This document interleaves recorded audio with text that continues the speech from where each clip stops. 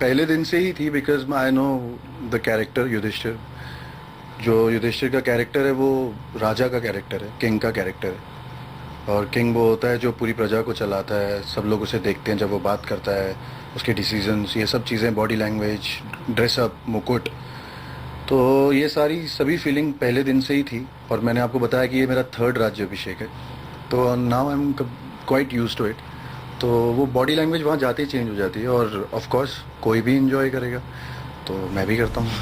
अपनों को खोने का गम जहां इन्हें सता रहा था, वहीं द्रौपदी और सुभद्रा काफी खुश नजर आईं। और खुशी थी लंबे वक्त बाद सजने संवरने की, जिसे दोनों ने युद्ध के दौरान काफी मिस किया। सबसे ज्यादा पूजा मिस करेगी।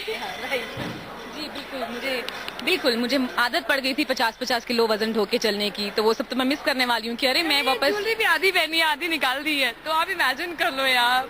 एक्चुअली शो में एक नहीं बहुत सारे गेटअप्स रहे मेरे। कहीं पे चीर हरण का लुक था, कहीं बर्थ सीक्वेंस का लुक था, कहीं वनवास का लुक था, तो अलग अलग लुक्स रहे हैं। बट हाँ, आई थिंक सबसे पॉपुलर ये हैवी लुक्स रहे हैं। ऑब्वियसली ये एक बहुत इंटेग्रल पार्ट था, ये सब कभी और कहीं करने को मिलेगा नहीं, तो आई थिंक लाइफ लॉन्ग इस चीज को मिस करने वाले हैं। मैं भी बहुत मिस करने वाली हूँ, क्योंकि 3-3 घंटे हमें लगता है रेडी होने में और कहीं नहीं लगता है। और फिर उसके बाद ये 30 केजीज हमें पूरा दिन लेके घूमना पड़ता है।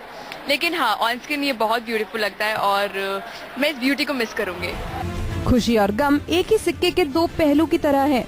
तभी तो इस मौके पर जहां लोगों में जोश था, वहीं वासुदेव कृष्ण की पलकें नम थी।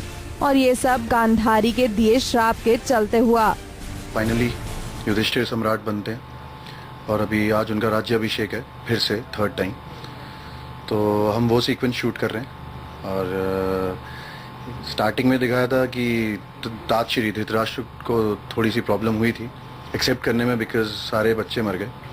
हमें भी एज अ कैरेक्टर प्रॉब्लम हुई ये सोच के कि इतना सब कुछ होने के बाद सम्राट बना, पर क्या पॉइंट है। बट ये बहुत ज़रूरी था बिकॉज धर्म इस्टेब्लिश करना था, और धर्म के लिए आज वो सिचुएशन आ गई जो हमने बहुत सबने मिलकर सपने देखे थे, महाभारत ऐसे करेंगे वैसे करेंगे, और फाइनली अब उसका एंड हो रहा है। तो हम ये लास्ट सीक्वेंस युधिष्ठिर की राज्याभिषेक शूट कर रहे हैं। वैसे हम आपको बता दें कि ये महाभारत का आखिरी शूट था, जिसे काफी ग्रैंड लेवल पर शूट किया गया, और इसे शूट करने में 20 से भी ज्यादा घंटे लग गए। बहुत हम्बल्ड हूँ, बहुत ही कभी सोचा नहीं था जिंदगी में कि महाभारत बनाऊंगा, पर जैसा मैं कहता हूँ हमेशा चीज़ें बन जाती, कोई बनाता नहीं है, तो बन गई। हमने बस पूरी तरह से अपनी मेहनत की, जितना हम कर सकते थे, जितना हमारी समझ थी, जितना हम चाहते थे कि व्यूअर्स को हम एक ऐसा पहलू दिखाएं, अपने तरीके से दिखाएं, एक नई जनरेशन को बताएं कि ये कहानी आज भी क्यों रेलेवेंट है। तो बस कोशिश की और इसे हम याद तो रखेंगे। चलिए, महाभारत के बाद अब इंतजार कीजिए महाभारत की जगह आने वाले नए शो का। लेकिन जाते जाते हम इतना जरूर कहेंगे कि ये सेट, ये यादें भुलाना इतना आसान नहीं। निकी सिंह के साथ आराधना पांडे, E24।